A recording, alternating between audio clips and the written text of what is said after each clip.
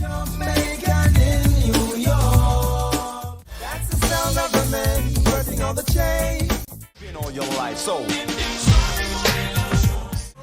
You got to strive. Just let it be, let it be, let it be, Lord, let it be. I done the Shinehead and Butter and Kingston 12. KRS-One said he learned by hunting down Shinehead's cassettes. When I asked Born Americans, years ago I asked them, so how you getting the game, man? Just interested because, you know, They said, by listening to you, man. Right. So, when I asked KRS-One how he get in the game, we're at Mad Lion Studio. And I'm asked Chris how you get in the game. He said he went around looking for the downbeat and African Love with me and with Shinehead on it. In front of Mad Lion. Busta Rhymes said the same thing. Hip-hop legends telling him to his face, "You taught us." He pioneered reggae hip-hop fusion before anyone knew what that meant. First reggae video on MTV influenced an entire generation, toured the world with Bob Marley-level artists. the aim of the game is to alleviate strife, and you might ask where I've been all your life, so But in over 40 years, never nominated for a Grammy, not once. And from the early 2000s until 2014, his phone barely rang. 3 tours in 20 years. The phone rung a few times, but from early 2000s to this very instant in time, I've done 3 tours. One with Pikal King Jam and Anthony Gatlin, Japan, followed by Mighty Crown, taking us to Japan, followed by Yard Beat, taking us to Japan. Now, Gatlin and Pikal was around 2006-ish. Mighty Crown was 2017. And Yard Beat with Dissem was 2024. So you see the gaps in between these 3 tours, right? Big gaps. Right. Yeah. And between that time and this instant, maybe another 1 show for the year, like a Central Park. Artists around him died from heartbreak when the industry ignored them. Merciless, Daddy Malibu, Cynthia Schloss. The music industry broke their hearts, and it killed them. But Shinehead is still here. At 62, he sounds exactly the same as he did at 21. Plus, me have a high metabolism, so me not keep fat, me I burn that. But I'm glad you said that because it's something that I deliberately set out to do. I want to keep this from now till 40 years later. And then 44 years later, I'm noticing my contemporaries don't sound the same. It hurts my heart. Mm-hmm. It hurts my heart. And it reminds me that I'm vulnerable and I need to keep in some kind of shape, or else I'm gonna end up like that. Still performing, still innovating, still waiting for that call. This is the story the industry doesn't want you to know. How does someone get born in Kent, England in 1962, move to Jamaica at 3 years old, arrive in the Bronx at 10 right when hip-hop is being invented, win at the Apollo Theater to become the first artist to genuinely fuse reggae and hip-hop before anyone knew what that meant, have the first reggae video played on Yo MTV Raps, turned Sting's Englishman in New York into an anthem for Caribbean immigrants worldwide, directly influenced KRS-One and Busta Rhymes, tour with Bob Marley-level artists on Reggae Sunsplash for 2 months straight across America, and at 62 years old, have never once been nominated for a Grammy. Edmund Carl Aiken Jr., better known as Shinehead. Born April 10, 1962. The man who proved reggae and hip-hop weren't just compatible. they were the same language spoken in different accents. On April 10, 1962, in Kent, England, Edmund Carl Aiken Jr. was born in a place he wouldn't remember because by the time he was 3 years old, his family made a move that would change everything. Jamaica. Shinehead sat down with Teach Dem and revealed something about his childhood in Jamaica that most people have no idea about. Place of birth. England. England. Kensington. Kensington or Kent? Because I see someone will say Kent. Kensington. Right. Let's say so. April 10, 1962. St. Thomas. No paved roads, no electricity, no indoor plumbing. That's where young Edmund was living. And one Christmas, something happened in a banana walk with his older cousins that would unlock something inside him. So me identified. So after a while, I went back to the country up the hill. But it was a Christmas and we got two older cousins, Clive and Banjo. So we in the banana walk down the hill and you know, they talking, they 12, 13-year-old talk. Me they don't know, and me just want 15 for no, I don't know I'm still there. Right. So out of nowhere, it got nothing to do with what they talking about. Oh, baby, give me one more chance. Fast forward for me life. Banana walk mash up. Yes, I tell you, rollings and rollings. Yeah. Watch your mic. Yeah. Rollings and rollings in a banana trash. You have them a roll. Teeth king like can dog, man. Me say, me find it. And the funny thing, as a youth, you're among a lot of cousins and whatnot. And one lesson you learn in life, you learn it from mischief.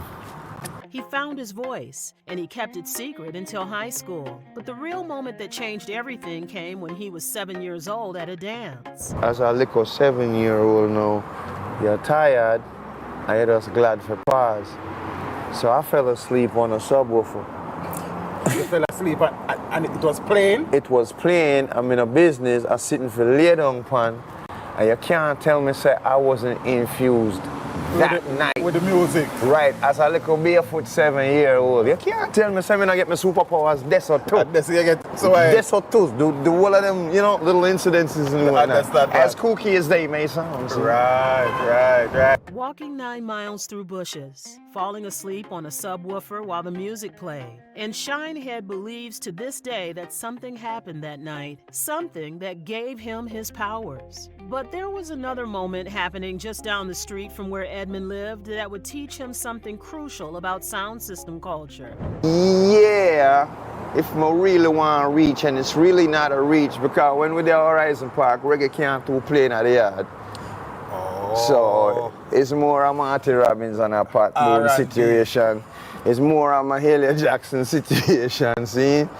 But 2 or 3 houses down, you had on our block, you had the legendary Mr. Ross, who was a postman. And then the star boy for our area was an older kid named Anthony Cole. Okay. So they lived directly across the street from each other. And they would open their front doors and put their speakers out and bang at each other. Clash. With the most King Tubbies and Johnny Clarks and Barry Browns you've ever, and that was the first clash I ever saw.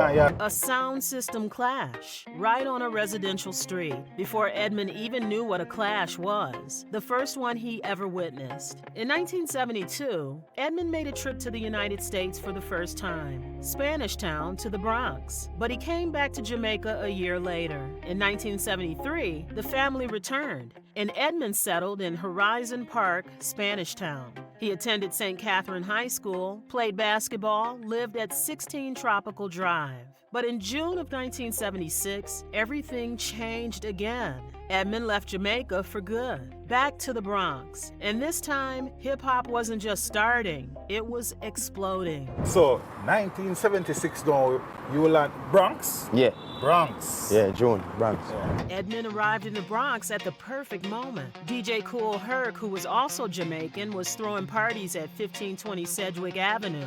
Grandmaster Flash was perfecting the crossfader. Africa Bambaataa was building the Zulu Nation. And Edmund had spent his childhood in Jamaica absorbing sound system culture. Now he was absorbing hip-hop. Think about that. Jamaican sound system culture meets Bronx hip-hop culture in one kid at the exact right time. Edmund also got DJ equipment for his birthday, 2 turntables and a mixer in the basement. And him and him friend them have a band in a mother basement, Auntie Dolly basement. Okay. You understand? So here go the next level now where every Friday we get to come over and, you know, be there for the weekend. Okay. Because the boys are in the basement and we jamming out. And he started practicing, learning, experimenting, going to Roberto Clemente State Park and watching legends like Grandmaster Flash, Treacherous 3, and Kool Herc perform for free. In 1990, when Edmund made a decision, he entered the Apollo Theater Amateur Night Competition,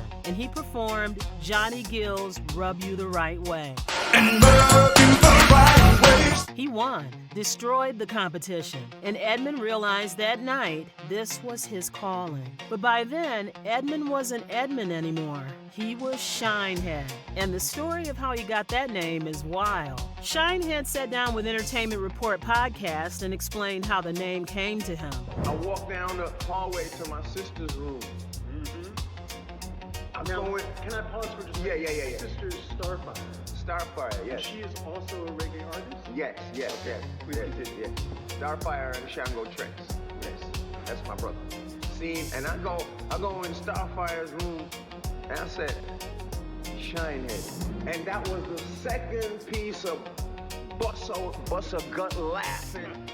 And I'm still wild, never missed a brush stroke now. A mirror, brush waves, his sister's room, and 15 minutes of straight laughter. That's how Shinehead got his name. By the early 1980s, Shinehead was making rounds across the Bronx and Brooklyn, Harlem World, venues across the city. And he wasn't just performing, he was watching, learning, studying the legends. In February of 1983, Tony Screw, a selector from Downbeat Sound System, took Shinehead and Shelly Thunder to their first real big dance. Papa Mo versus African Love at a basketball gym in East Orange, New Jersey. And Shinehead watched something that night that changed everything. February 83, Tony Screw takes me and Shelly Thunder to our first real NFL dance. See, I don't know who these sounds are. I ain't never seen them before, but it was big. It was a whole new world. Trust and believe. Going to go see our Sonia, Papa Monk and our Sonia, African Love, over in a basketball gym in East Orange, New Jersey. And this was big things.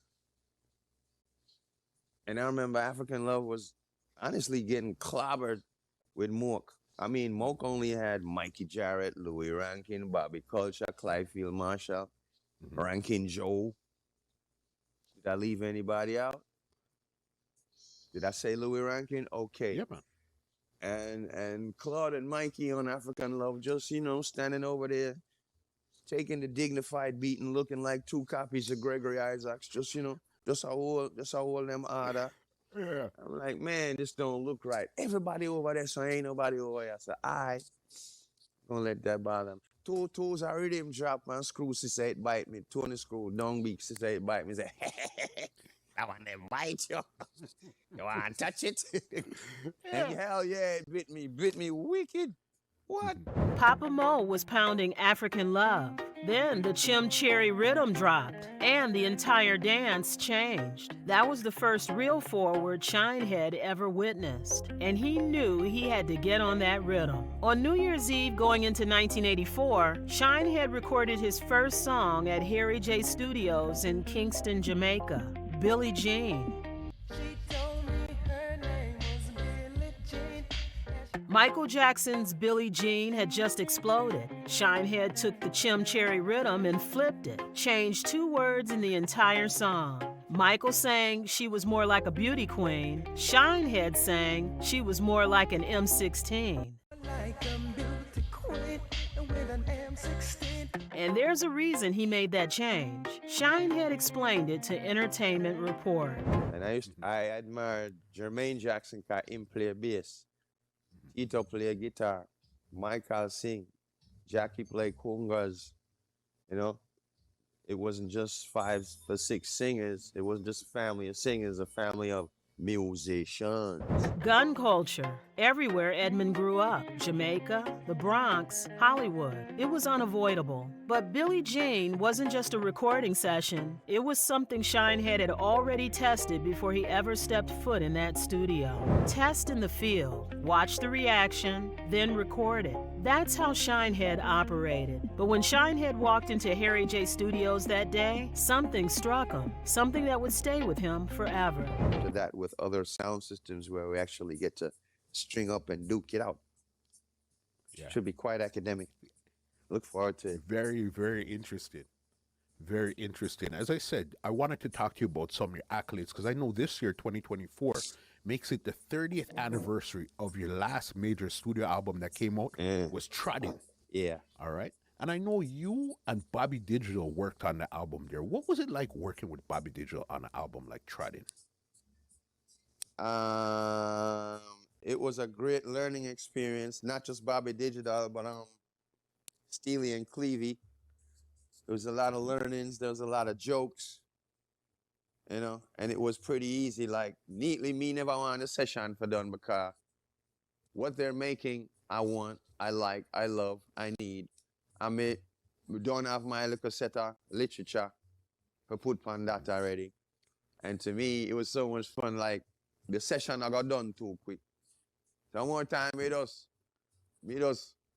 Flap a line just to do it over again, because the session. Artists standing outside Harry J Studios in the morning, dressed in full suits, ready to work. Junior Demas, Nico Demas, Super Cat, Junior Cat, Super Black, Early B, all waiting, all dressed sharp. And Shinehead rolled up and saw them, saw the struggle, saw the hunger, saw the dream. In 1986, Shinehead released his debut album Rough and Rugged on African Love Music. Who the Cap Fit showed reggae roots. Try My Love showed he could sing. But Chain Gang Rap showed the fusion. Reggae rhythms with hip-hop flows. And it felt natural because Shinehead was both. He wasn't experimenting. He literally was both cultures in one person. 2 years later, in 1988, Shinehead released his second album, Unity, and it came with a music video that would make history. Chain Gang Rap became the first reggae video ever played on Yo MTV Raps. Fab Five Freddy, The Door Was Open, but that song almost didn't exist because it came from Shinehead playing around at a dance one Thursday night. To show off, I use some vernacular where I know regular sitting out there. My mother said to me, Carl, you must not make people feel like, but I say, Mommy, you pay for the tuition and the education where you want me to.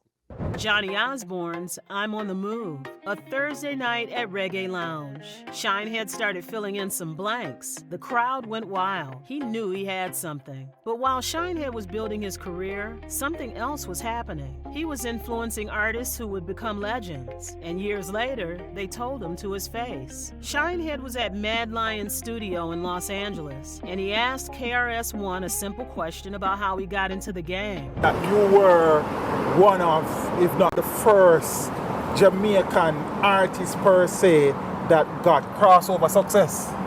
All right, no. A lot of people would say that, but you can't count out Lieutenant Stitchie either, Okay. who was also signed around them times. KRS-One told Shinehead the truth, and Shinehead was stunned, couldn't say anything. And it wasn't just KRS-One. So when I asked KRS-One how he get in the game, we're at Mad Lion Studio, and I'm asked Chris how you get in the game. He said he went around looking for the downbeat and African Love with me and with Shinehead on it, in front of Mad Lion scene. So does that answer? You sure me I say? Definitely. Right. Definitely. And many others. Right. So what me just said, so if bunch of Americans and KRS can say that, get next joke now. Saturday me on one day on the ship. Busta Rhymes and leaders of the new school said the same thing. The first true reggae hip-hop fusion artist. And hip-hop legends were telling him, you taught us. In 1990, Shinehead released The Real Rock. Then in 1992, Sidewalk University dropped with the song that would become Shinehead's biggest hit, Jamaican in New York. Jamaican in New York.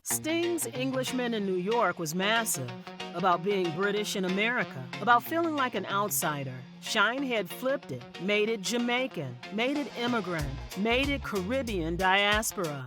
I'm a legal alien, I'm an Englishman in New York. The label wanted Shinehead to work with Norman Cook on an English song. They suggested Englishmen in New York. But what they didn't know was that Shinehead had been secretly listening to that song for years on jazz stations. He loved it. He had cassettes of it. The song became a worldwide anthem, but all the royalties went to Sting's publishing. Shinehead got a song out of it. That's it. In 1994, Shinehead released Trodden. Then in 1999, Praises through VP Records, his last major album. But through the 1990s, Shinehead was also doing something else, touring the world with Reggae Sunsplash. 2 months straight, 4 tour buses, 2 trailer trucks of production equipment across America, Canada, and Mexico. Steel Pulse, Burning Spear, Maxie Priest, Marsha Griffiths, Shabba Ranks, Tiger, Nadine Sutherland, all on the same tour.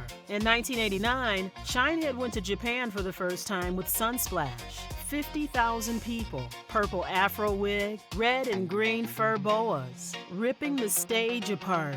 But here's what most people don't know. From 1989 to 2024, Shinehead has only done 3 tours in Japan. Around 2006 with King Jammy and Anthony Gatlin, in 2017 with Mighty Crown, and in 2024 with Yardbird. Long gaps of silence in between. And through all of this, Shinehead kept releasing music, kept innovating, kept being respected by those who knew. But the mainstream success never came back. And Shinehead sat down with Entertainment Report and revealed something that should shock everyone about the Grammys. Grammy, have you ever been nominated for a Grammy before? No.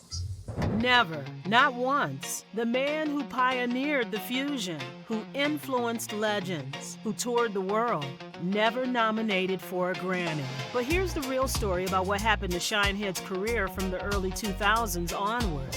Well, we did go try a little private life one night time from 2003 till about 2010. And then I left that alone and had to get myself together. And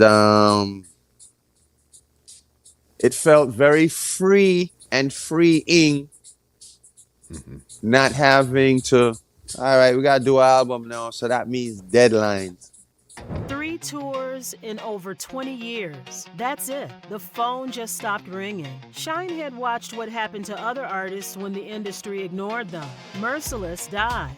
Daddy Malibu died. Cynthia Schloss died. And Shinehead realized something. They didn't die from cancer or drugs. They died from heartbreak. The music industry ignoring them broke their hearts, and it killed them. But Shinehead made a different decision. His priority wasn't fame or money. His priority was staying alive as long as possible. He stayed in shape. No drugs, no scandals, no criminal record, no alimony, no child support. Clean for decades. Then in 2014, everything changed. Damian Marley called. Welcome to Jamrock Cruise. And Shinehead has been invited back every single year since. Cyphers with Damian Marley, Stephen Marley, Shaman Sasko, playing Kingston 12 hi-fi sound system on vinyl. Richie Stephens jumping on stage to harmonize with him. Pure moments, dance hall style. The way it used to be. At 62 years old in 2024, Shinehead sounds exactly the same as he did in 1984. Not similar, exactly the same. And that's not an accident. But I'm glad you said that because it's something that I deliberately set out to do. I want to keep this from now till 40 years later. And then 44 years later, I'm noticing my contemporaries don't sound the same. It hurts my heart. It hurts my heart, and it reminds me that I'm vulnerable and I need to keep in some kind of shape, or else I'm gonna end up like that. Deliberate, planned, executed. He watched contemporaries lose their voices and decided that would never be him. And Shinehead still has wisdom to drop. In 2024, somebody asked him about reggae and dancehall today. His answer reveals everything wrong with the industry. Levels possible. those making new reggae music don't get as much attention as the ones making the foolishness.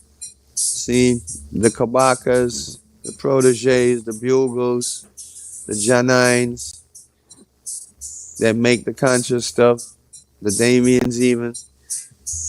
They don't get the attention for the sensible they don't get the attention that they're supposed to get with all this sensible conscious music.